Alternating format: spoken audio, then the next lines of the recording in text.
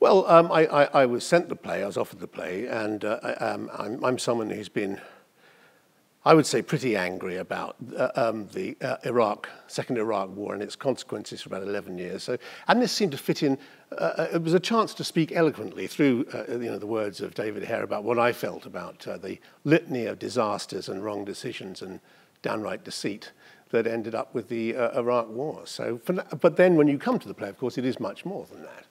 It's also about a relationship, father and son, but also I think it's a kind of examination of the difference in attitudes, cultural difference between British, American, and the son, who's kind of somewhere between the two. He's gone to live in America, but obviously he's still British. And there is. I mean, politically, I don't think there's much difference between Nadia and Oliver, except for the fact that she's American and he's British, and that means a lot. I play Oliver Lucas. He's a doctor. He's living in deepest, darkest Shropshire. This becomes apparent the reason he's doing that, and he's visited by his son, who he's sort of estranged with, and his son's girlfriend. And I think he sees it as an opportunity, because she is a correspondent, a foreign correspondent, a chance to express himself unreservedly.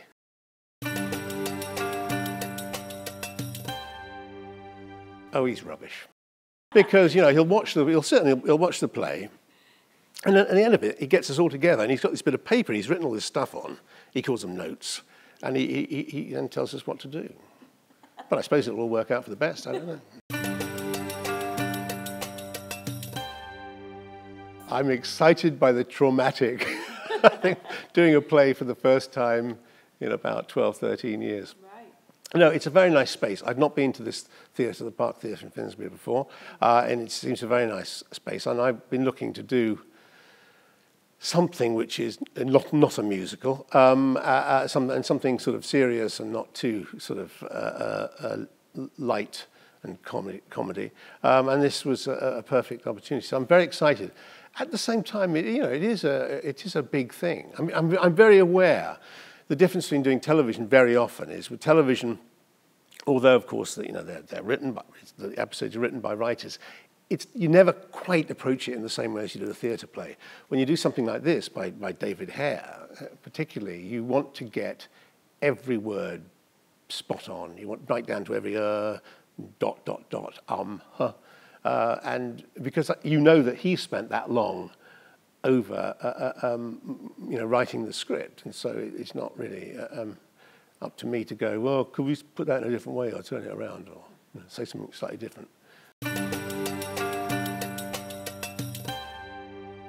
No, I enjoy, to be honest with you, I just enjoy both. It's very sad, but whatever I happen to be doing, I enjoy the most. I'm very sort of fickle, I'll move. Now I'm here, I'll say I love theatre, because you do, it's great to be in front of an audience.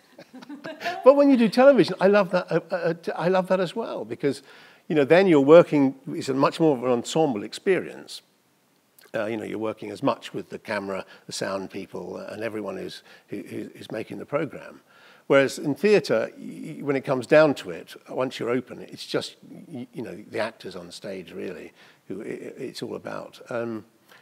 So they're very different experiences, but I can't say really I prefer one more than the other.